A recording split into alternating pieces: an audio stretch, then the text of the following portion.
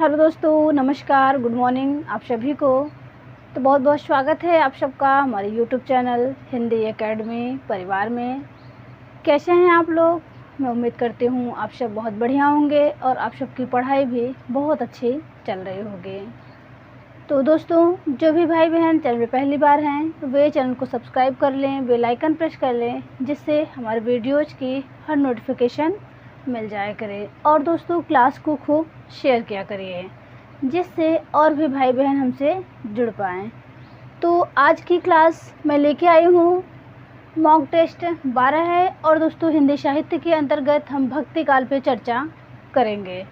ठीक है, तो यहाँ पे भक्ति काल से संबंधित आपको प्रश्न मिलेंगे। चलिए बिना देर किए हुए आज की क्लास को शुरू करती हूँ। प्रश्न 1 है, अलवार वैष्णव की संख्या थी।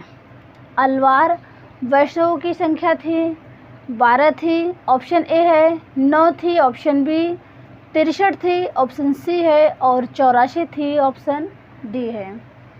तो इनमें आप सब अपने अपने आंसर लगाएंगे दोस्तों।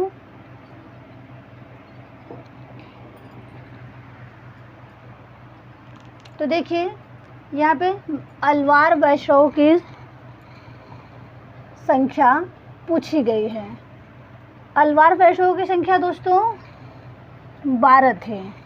ठीक है, वहीं पे ऑप्शन बी में देखें तो 9 किसकी संख्या थी?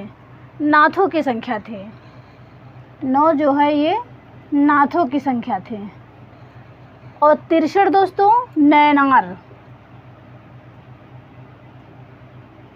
नैनारों की संख्या 63 थी। वहीं पे 84 की बात करें ऑप्शन डी में तो दोस्तों 84 सिद्ध थे।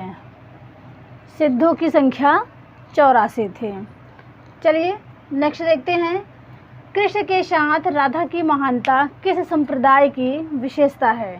और फिर सुनेंगे, कृष्ण के साथ राधा की महानता किस संप्रदाय की विशेषता थी? ऑप्शन ए है श्री संप्रदाय, ऑप्शन बी है शनकादिक संप्रदाय, ऑप्शन सी है रुद्र संप्रदाय, ऑप्शन डी है ब्रह्म संप्रदाय। तो बताइए, इनमें आप सब अपने अपने आंसर लगाएं।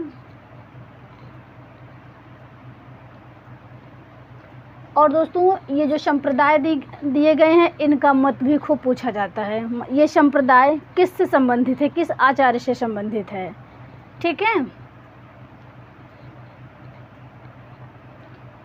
तो कृष्ण के साथ राधा की महानता हो जाएगा आपका शनकादिक संप्रदाय की विशेषता है। ठीक है, शनकादिक संप्रदाय दोस्तों, तो शनकादिक संप्रदाय के प्रवर्तक कौन है? निम्बार्काचार्य। और उनका मत क्या है? द्वैतवाद। वहीं पे रुद्र संप्रदाय की बात करूं तो रुद्र संप्रदाय विष्णु स्वामी। ठीक है, रुद्र संप्रदाय के प्रवर्तक विष्णु स्वामी हैं और ब्रह्म संप्रदाय के प्रवर्तक हैं दोस्तों मध्वाचार्य। ठीक है, मध्वाचार्य का मत क्या है? द्वैतवाद। तो ये खूब पूछा जाता है, आप ध्यान रखिएगा। और श्री संप्रदाय के प्रवर्तक कौन हैं? तो श्री संप्रदाय के प्रवर्तक हैं रामानुजाचार्य। ठीक है, और रामानुजाचार्य का मत है विशिष्टा द्वैतवाद। चलिए नेक्स्ट देखते हैं, इनमें प्रश्न 3 है, इनमें विष्णु जी की आरती ओम जय जगदीश हरे रचना किसकी है? ओम जय जगदीश हरे रचना किसकी है? तो ऑप्शन ए है शिवानंद, ऑप्शन बी है राजश्री प्रसाद, ऑप्शन सी है श्रद्धाराम फिल्लौरी, ऑप्शन डी है हरिहर स्वामी। तो इनमें आप सब अपने अपने आंसर लगाएंगे। तो प्रश्न नंबर 3 में दोस्तों राइट आंसर हो जाएगा ऑप्शन सी, श्रद्धाराम फिल्लौरी की रचना ओम जय जगदीश हरे है। और दोस्तों एक रचना और है, आप श्रद्धाराम फिल्लौरी जी का भाग्यवती, ध्यान रखिएगा, भाग्यवती रचना श्रद्धाराम फिल्लौरी का है। चलिए प्रश्न 4 देखते हैं, हरिदास संप्रदाय को अन्य किस नाम से जाना जाता है? या हरिदासी संप्रदाय भी आप बोल सकते हैं। हरिदासी संप्रदाय को अन्य किस नाम से जाना जाता है? ऑप्शन ए है सखी संप्रदाय, ऑप्शन बी है अष्टछाप संप्रदाय, ऑप्शन सी है राधा वल्लभ संप्रदाय, ऑप्शन डी है इनमें से सभी।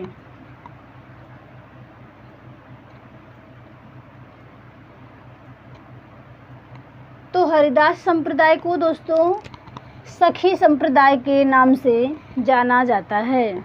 ठीक है, चलिए प्रश्न 5 देखते हैं।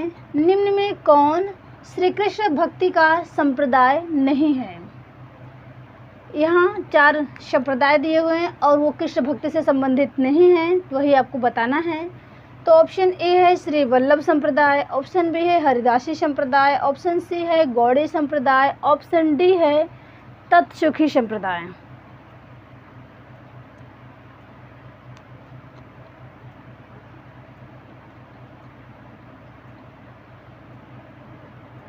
तो इसमें आप सब अपने आंसर करिए। तो यहाँ पे दोस्तों राइट आंसर हो जाएगा ऑप्शन डी, तत्सुखी संप्रदाय। तत्सुखी संप्रदाय श्री कृष्ण भक्ति का संप्रदाय नहीं है। और बाकी गौड़ी संप्रदाय के प्रवर्तक कौन है? चैतन्य महाप्रभु।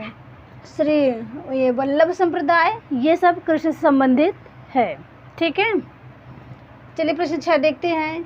भक्ति काव्य को भारतीय चिंतन धारा का स्वाभाविक विकास किसने माना है? ये खूब पूछा जाता है प्रश्न। तो ऑप्शन ए है हजारी प्रसाद द्विवेदी, ऑप्शन बी है ग्रियर्सन, ऑप्शन सी है आचार्य शुक्ल, ऑप्शन डी है इनमें से कोई नहीं। बताइए, भक्ति काल को भारतीय चिंतन धारा का स्वाभाविक विकास मानने वाले आचार्य हैं।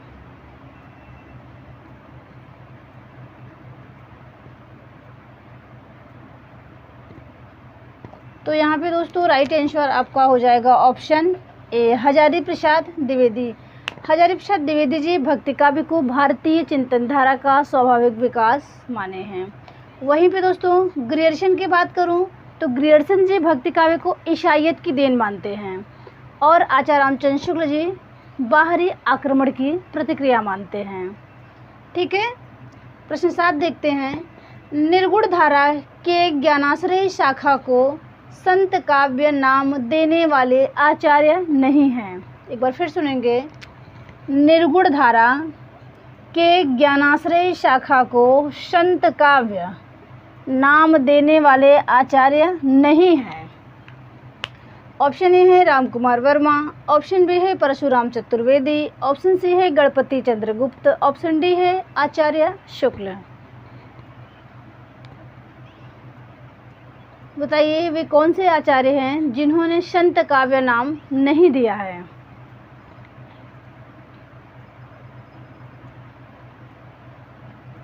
तो दोस्तों इनमें आपका क्या हो जाएगा?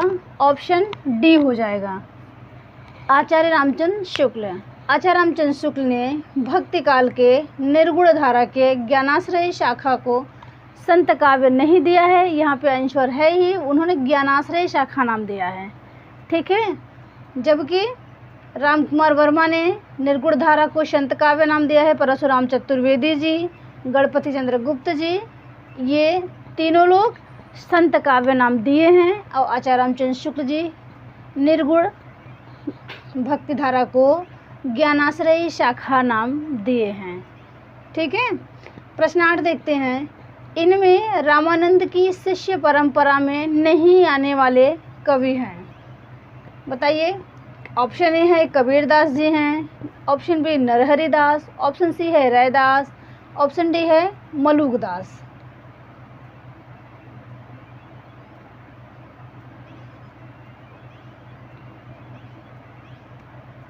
तो देखिए इनमें दोस्तों आपके कौन हैं?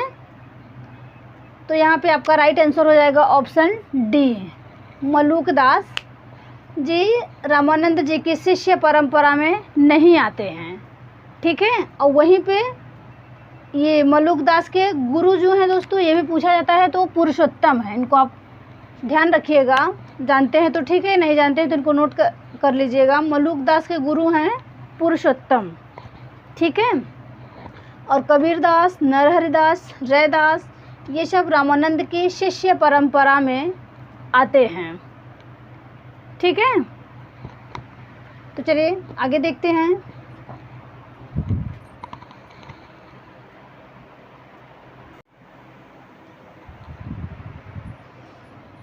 चलिए आगे देखते हैं। प्रश्न नंबर 9 है, सिकंदर लोदी ने किसके कहने पर कबीरदास को जंजीर से बांधकर गंगा में डुबोया था? फिर सुनेंगे एक बार। सिकंदर लोदी ने किसके कहने पर कबीरदास को जंजीर से बांधकर गंगा में डुबोया था? ऑप्शन ए है शेख तकी, ऑप्शन बी है मोहम्मद शाह, ऑप्शन सी है प्रागदास, ऑप्शन डी है गदन चिश्ती। तो यहाँ पे आप अपने अपने आंसर लगाएं।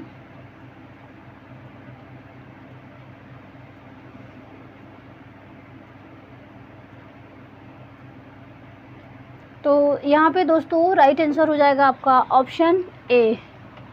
शेख तकी के कहने पर सिकंदर लोदी ने कबीरदास जी को जंजीर में बांधकर गंगा में डुबोया था।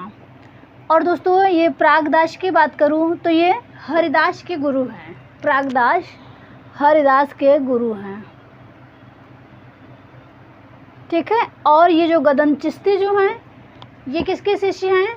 तो ये हैं ये किसके गुरु हैं? ये लाल दास के गुरु हैं। लाल दास के गुरु गदन चिश्ती और हरिदास के गुरु प्रागदास, ठीक है। चलिए प्रश्न 10 देखते हैं। ये कथन है, भाषा बहुत परिष्कृत और परिमार्जित न होने पर भी कबीर की उक्तियों में कहीं कहीं विलक्षण प्रभाव और चमत्कार है। प्रतिभा उनमें प्रखर थी, इसमें कोई संदेह नहीं। कथन किसका है? वह किसके लिए है? ऑप्शन ए है बच्चन सिंह का कथन सूरदास के लिए है, ऑप्शन बी है आचार्य शुक्ल का कथन कबीर के लिए है, डॉक्टर नगेंद्र का कथन तुलसीदास के लिए है, ऑप्शन सी है, और ऑप्शन डी है इनमें से कोई नहीं।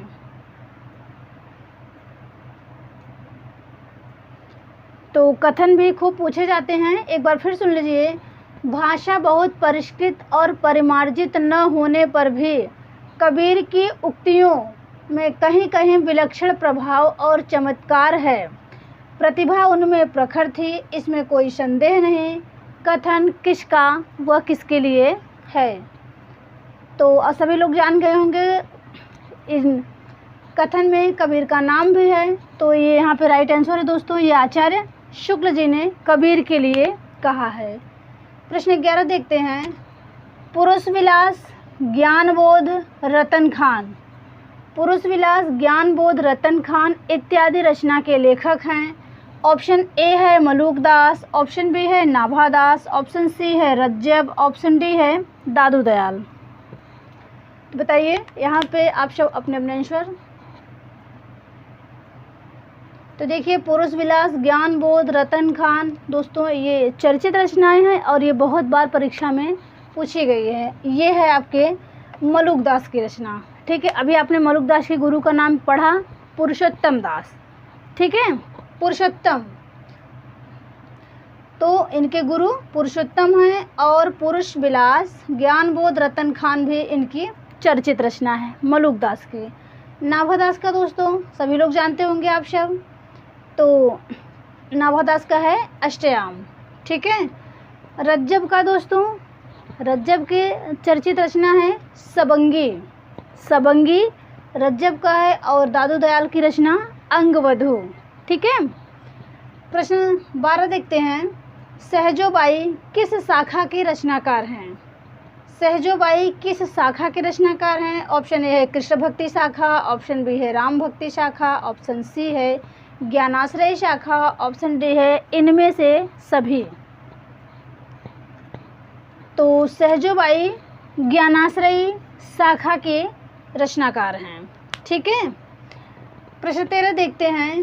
चंडी चरित्र, चंडी चरित्र किसकी प्रमुख रचना है? ऑप्शन ए है गुरु गोविंद सिंह, ऑप्शन बी है अर्जुन सिंह, ऑप्शन सी है रामदास, ऑप्शन डी है गुरु अंगद। तो चंडी चरित्र दोस्तों ये भी बहुत प्रसिद्ध रचना है, परीक्षा में बार बार पूछा जाता है। तो राइट आंसर हो जाएगा ऑप्शन ए, ये गुरु गोविंद सिंह की रचना है चंडी चरित्र। प्रश्न 14 है दोस्तों। सूफी काव्य पद्धति का अंतिम ग्रंथ कौन सा है? ऑप्शन ए है यूसुफ जुलेखा है, ऑप्शन बी है पद्मावत, ऑप्शन सी है मृगावती और ऑप्शन डी है इंद्रावती। तो सूफी काव्य पद्धति की अंतिम रचना है इंद्रावती, नूर मोहम्मद का। ठीक है, तो बस यहीं तक दोस्तों। सेशन कैसा रहा? अगर वीडियो पसंद आया हो तो वीडियो को एक लाइक करिएगा और दोस्तों क्लास को खूब शेयर किया करिए। ठीक है, तो चलिए मिलेंगे अपने नेक्स्ट वीडियो में, तब तक के लिए नमस्कार।